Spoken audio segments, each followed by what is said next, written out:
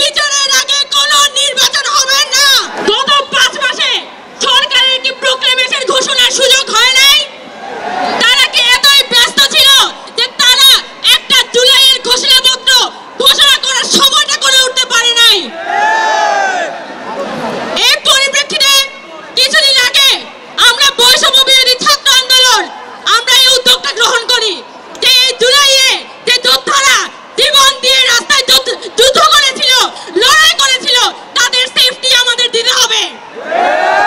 এটা আমাদের ঐতিহাসিক দায়।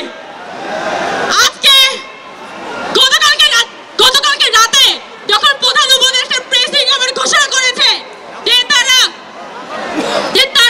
প্রোক্লেমেশন সকলকে নিয়ে ঘোষণা করবে, আমরা সেটাকে কিন্তু সাধুবাদ জানিয়েছি।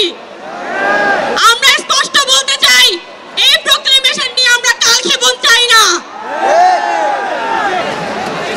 আজকে 31শে ডিসেম্বর আমরা রীতিমতো বাধ্য হয়ে এখানে একত্রিত হয়েছি। গত 5 আগস্টের পরে নতুন বাংলাদেশের রূপ তখনই সফল হইতো যদি আলোচনার টেবিলে সবকিছু থেকে সমাধান